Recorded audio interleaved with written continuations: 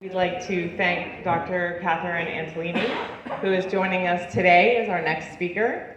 And the topic of today's is women during the American Revolution, and she is going to be exploring the many important roles women played from the home front to the battlefield in America's fight for independence. Again, just as a reminder, we are a volunteer and nonprofit organization. We do depend on donations and grants and membership to keep us going. So at any point in time, we do have drinks available for purchase. We also have the barbecue outside who is here for your nutritional needs throughout the day. Please be sure to check out our Montgomery County Militia outside, and welcome, Dr. Katharine Antelini. Thank you. Okay, so I didn't realize I'd be so far from my laptop, and I don't have my clicker. So I'm going to have some help. All right, so we're going to look at her story, the American Revolution, a little feminist humor, right? So his story, her story. So go ahead and click. All right, so through the course of my teaching at Wesleyan, I do teach military history, but I'm a trained social historian. So the most fascinating thing to me about military history is everything else but the battles. The battles to me are the least interesting things about military history. Everything else, fascinating. Battles, all right? So you add into that my interest in women's history, well, that's where you're going to find women, right? It's in between the battles where the richness of women's history really unfolds. Go ahead. We have this notion that women are somehow outside of war. That when we think of women in war, we think of them as, well, they were victims, caught in the path of men, right? When I lecture in front of my students, right, you think war, you think men. You think soldiers, you think men, right? You forget during times of war that women's imprints are all over it, if you look for it, right? Sometimes then it's looking in between all the battles and everything else, where you will see that kind of imprint of women during war times. So when you look at the different roles that women play throughout the wars, you see this female legacy. For example, Anna Strong, right? Famously the female spy of Washington's called perspiring. She would hang in Long Island. She would hang clothing on a clothesline to indicate messages. Fast forward to the Civil War, and you have female slaves who are in camp with the Confederacy, who are doing the same thing, right? Trying to relay messages to Union spies by how they would hang clothes on a clothesline. Click.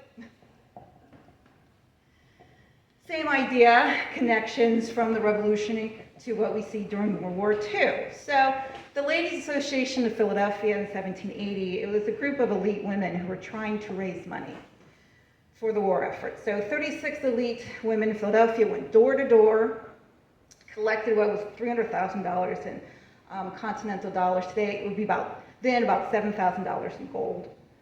They wanted to give the money directly to soldiers, give every soldier $2. George Washington's like, no, we're not going to directly give them money. Make shirts. All right, so these women used the money to make shirts, but then they embroidered their names on those shirts because they wanted those men to know where those shirts came from. Fast forward to World War II, all right, you have women who are welding airplanes together, and we have found evidence of women's names etched and written, and even though they weren't supposed to do that, signed in parts of the airplanes and that they welded.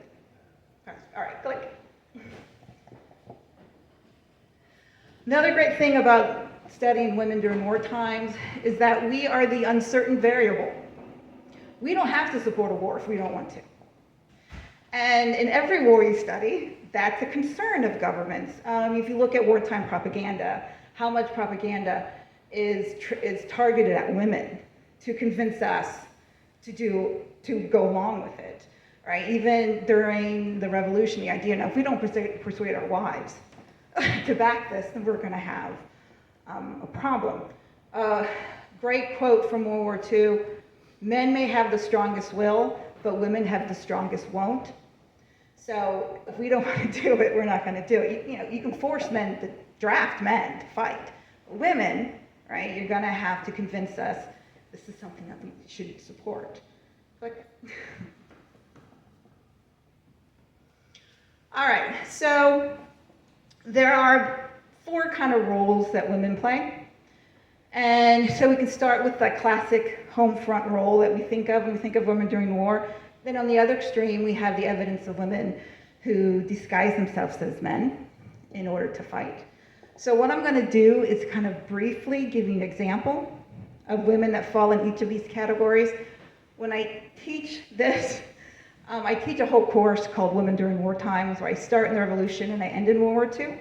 So I spend 3 weeks on the Revolution. So clearly you can't spend 3 weeks, right, on the Revolution here. So I'm going to give you a sampling of each of these kind of roles. Okay, click.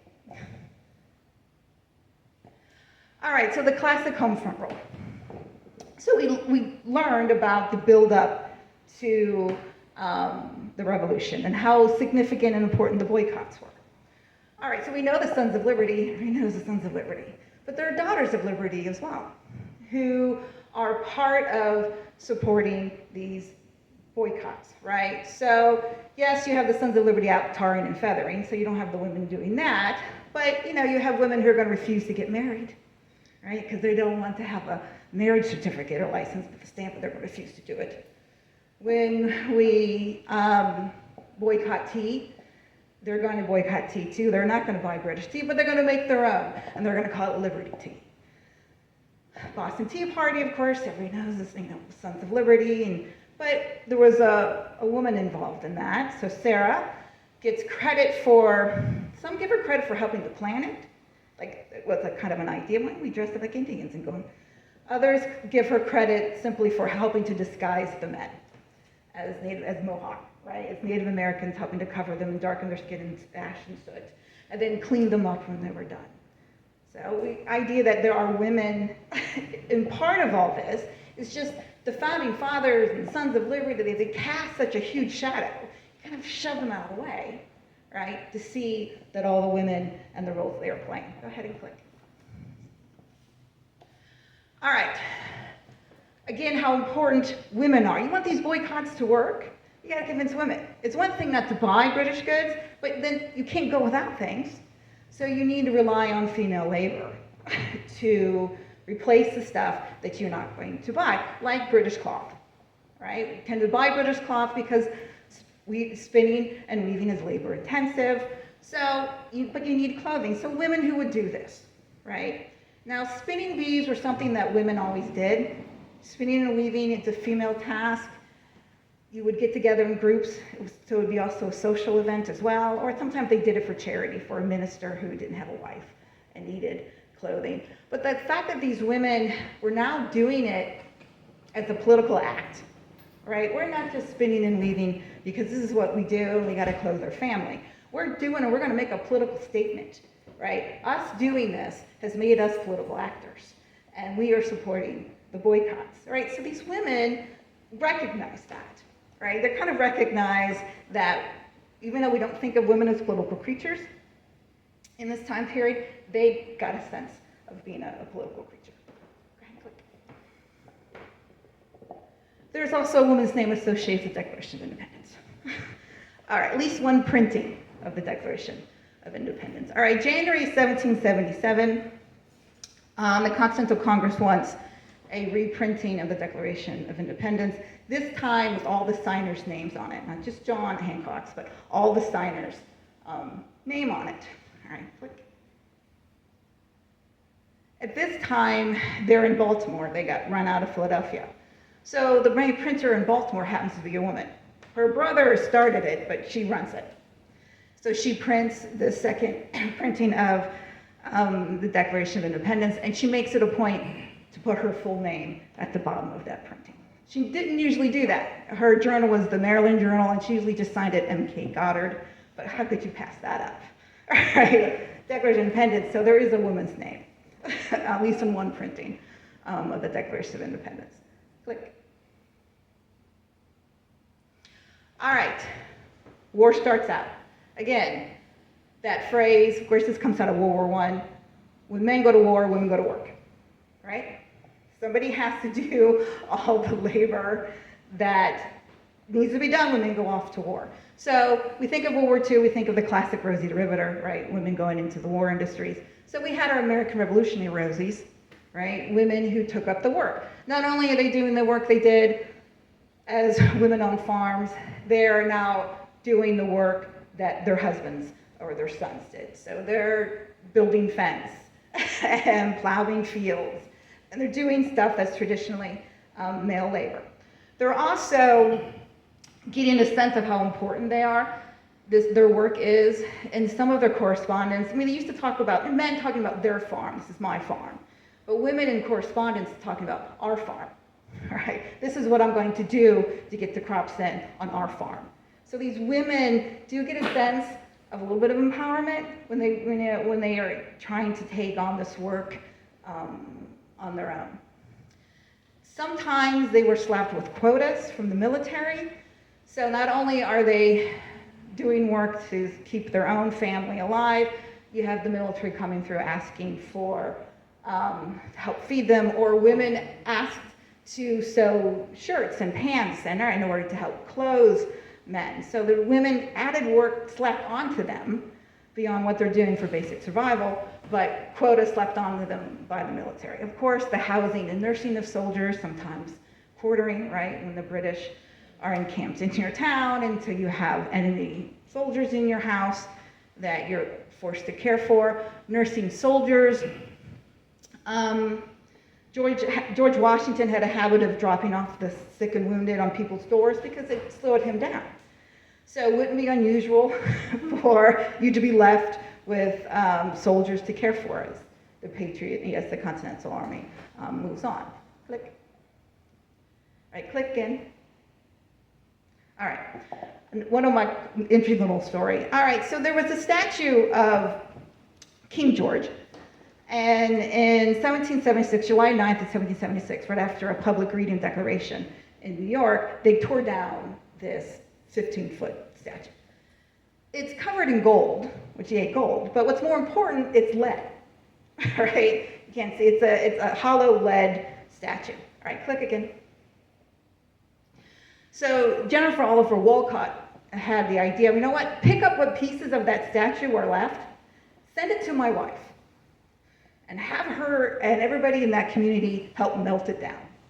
So sometimes, here's an example of work that women did. So here we are, the community of Litchfield, Connecticut, melting down, right, parts of the statue in order to make bullets, and Laura and her children collectively made 15,000. According to her records.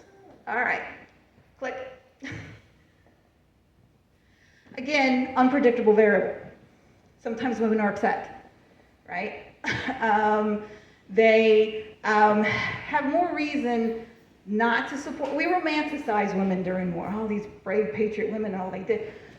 They had more reasons not to support it than support it. If you're thinking of what these women experienced, of course you had the loyalist women who just never thought it was a good idea that we gain our independence. You know, the ideas of women, nobody wants to happily send their men off to die, right? And the reality is, what if your husband doesn't come home? How are you going to survive? Because widows' pensions are something that only officers' wives tend to get, right? How are you going to survive? All the extra work that's placed on you when men go off to war. So you understand why some women would not think this is a good idea and would not want to support it. And just the danger, there's a smallpox pandemic that sweeps really across, it goes from ocean to ocean during the Revolution time periods. It's kind of smallpox. Victims of sexual assault, there's gang rapes of women, victims as young as 6 years old.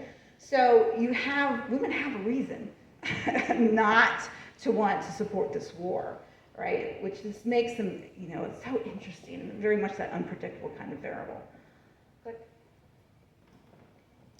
John Adams is funny. So, John and Abigail wrote to each other constantly. And so Abigail is tending the farm, which is north of Boston. And she's like, what do I do when the British come? He's like, just fly to the woods with our children. Thank you, John. Good advice. Right? I mean, can you imagine what Abigail is facing? All right, click. All right, so sometimes women get upset. So there were food riots when things got tough, and a third of the food riots were led by women. Women who were upset because they were merchants who were hoarding goods, either because they're selling it to the British for a higher price, or they're going to wait and try to sell it to the Continental Army for a higher price. Point is, they can't get it for their families, and they're very upset about it. So you have these kind of series of food riots that, again, women are leading. Click. Click again. All right.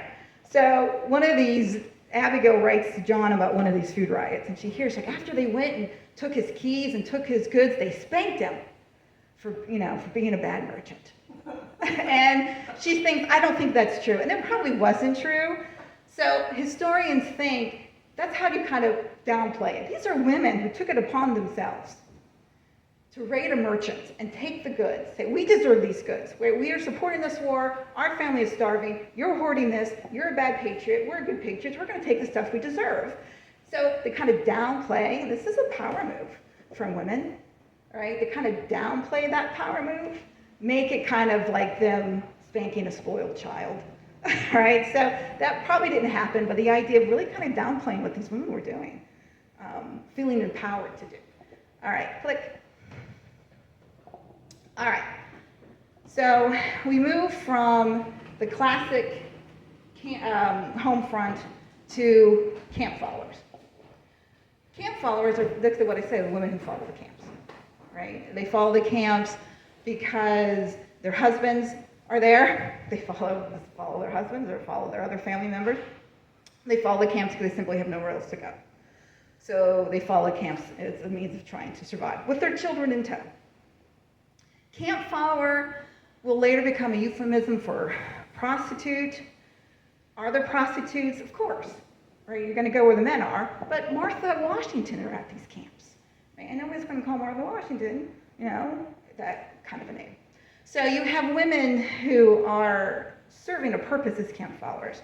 They're doing laundry, they're cooking. Big thing is sanitation, right? We know the leading cause of death, Revolution, Civil War, disease, right? So more camp followers you have, more women you have in a camp, they tend to be more conscious of sanitary issues and hygiene. So playing into that value. Women also being using as nursing, using help as nursing or help identify the dead, which is great for the women who are at home, who have no idea what's happened to a loved one, and you have a woman in a camp who finds, identifies them for you. So these are significant contribution these women are doing. The British liked camp followers more. As you see, they had a higher ratio of camp followers. They understood the roles the camp followers played, but they also could better care for them, as the British better supplied. They also had a higher number of African American women, as you can imagine, because they were promising emancipation, right? You run from your masters, you make it to the British side, you can potentially, not all of them will get their freedom, but you can potentially earn your freedom. So you had slave women, men and women, who were willing to run. About 40% of runaway slaves during the Revolution, maybe 100,000 estimated slaves ran. About 40% were women. As you know, women are less likely to run because they don't want to leave their families behind. They're not going to leave children behind. You're not as successful running with children in tow. So that's why women are not as apt to run. All the founding fathers, majority of the founding fathers in Virginia lost slaves. Washington, Jefferson, Madison, Patrick Henry all had some slaves that ran, right? Because they were promised, at least, again, not all of them got it, but at least promise of some emancipation. Camp followers following George Washington, he doesn't like them as much. They're more of a burden to him. He doesn't see them as an asset the same way that the British did. And so he's purposely trying to limit those that follow him. All right, go ahead and click. All right, so think about this, Valley Forge.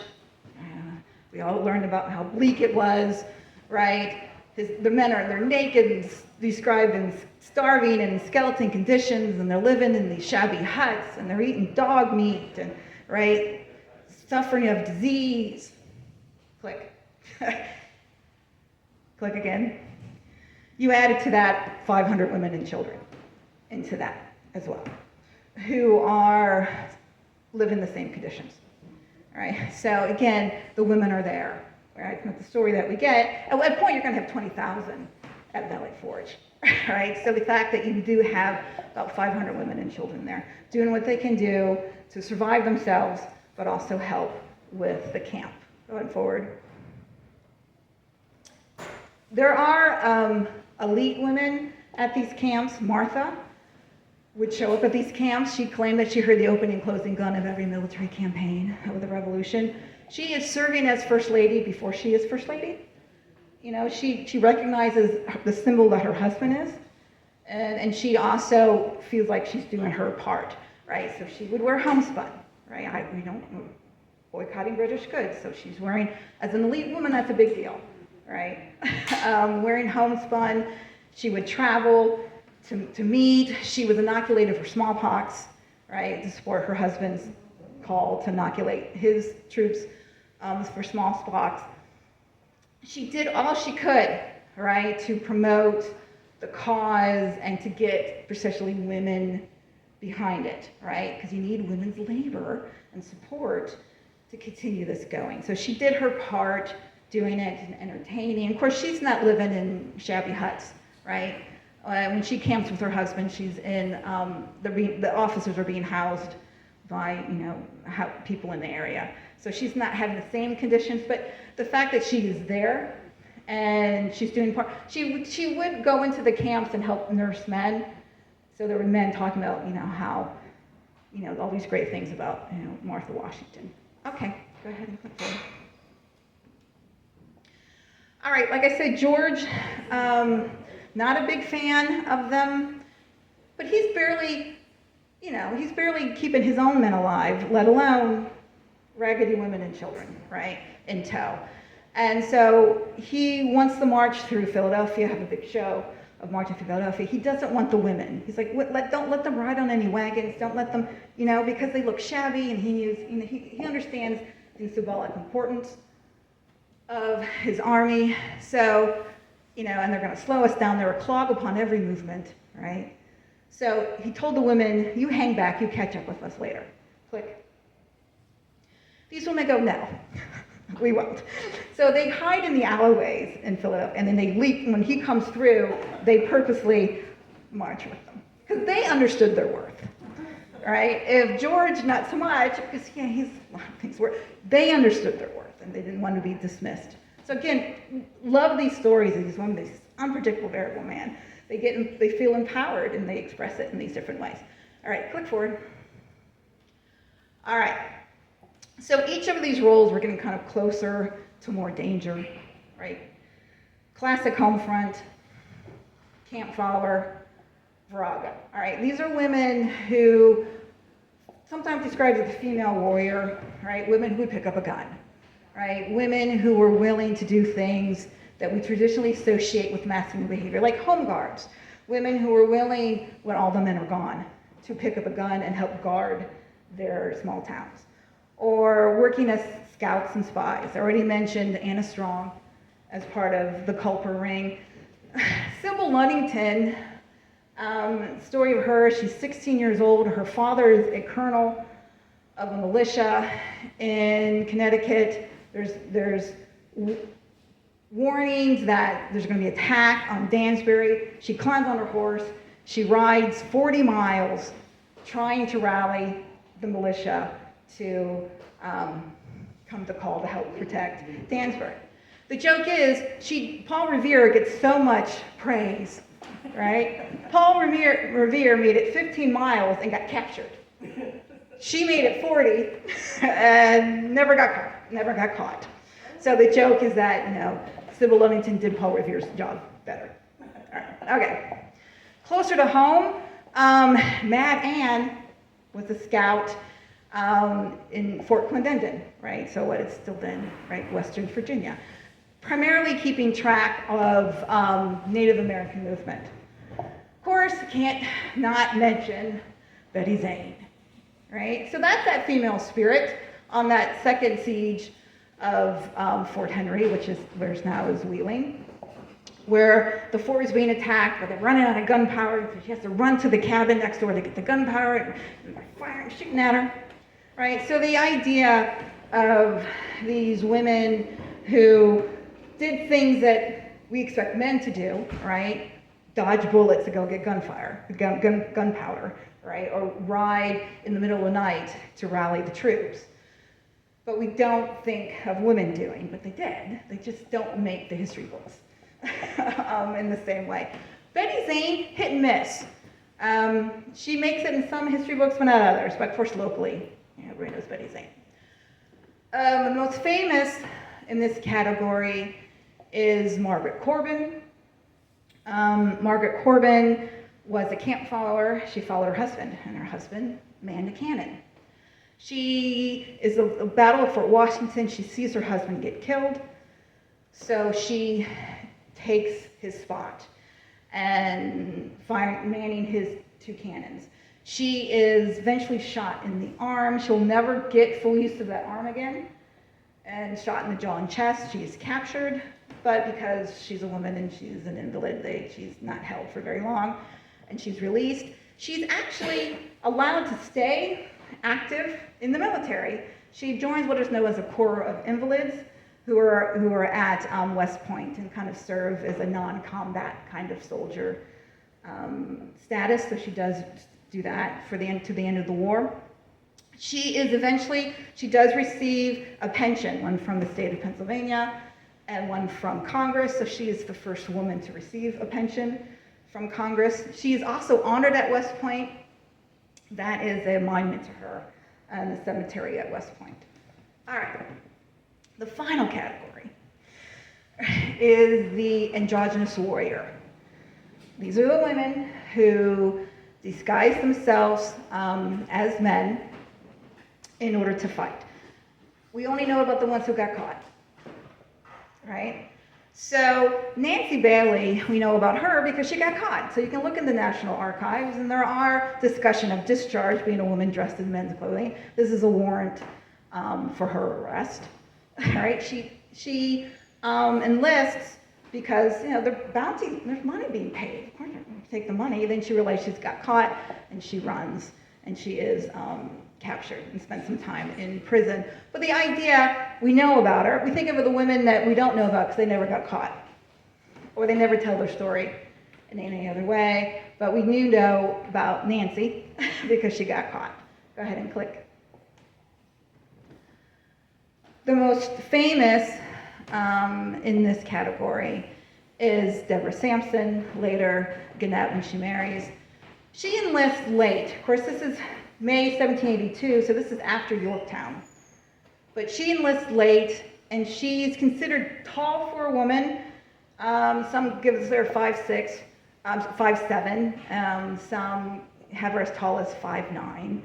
All right, so she's unusually tall. I'm 5'6", so she's right. So unusually tall from a woman of the time period, so it helps her get away with it more. And so since it's late in the war, again, it's after Yorktown, she's there helping to kind of, this light infantry helping to, there's fights that break out with loyalists, and that's what she is doing. In the course of this, she does get wounded. She gets shot in the thigh, and the story is she digs out the bullet herself because she can't get caught. All right, so that's one of the famous stories. She serves as an aide for General John Patterson. Eventually, she does get sick. She gets ill.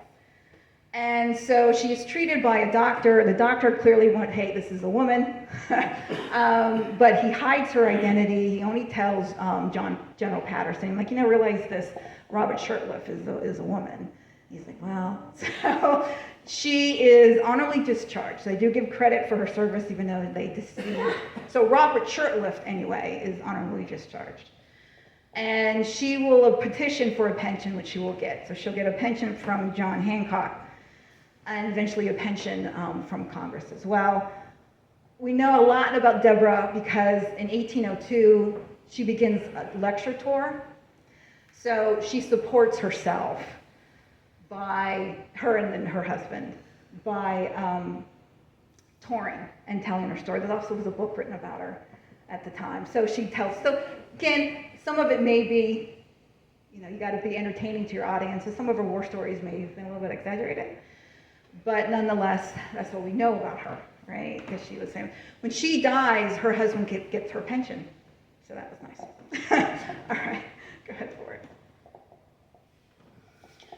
My students love the androgynous warrior, right? Especially when we get to the Civil War, because we just know much more about the women who decided themselves as men during the Civil War, and we know their stories, we know why they did it, we know how they got away with it, we know how they didn't get away with it. One of my favorite stories of getting caught is giving birth.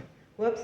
Right? So, clearly, the whole plan fell apart right there, right? So, and just because these are the women, and I tell my students, I know we love these women, but just because these women behaved like men, right? They were spies, or they were scouts, or they doesn't make their role any more important, right, than the women who ran the farms, right? They're the women who are part of the spinning bees, the women who did the laundry at the camps, right? So go ahead and click my little pictures. Click again. Okay. So doesn't make them more important in what they did than the women who served in more traditional ways. Okay, click again. Oh, okay. Little add-on, since I have time. A big problem with women's history is, well, history in general, as you know, but especially with women's history,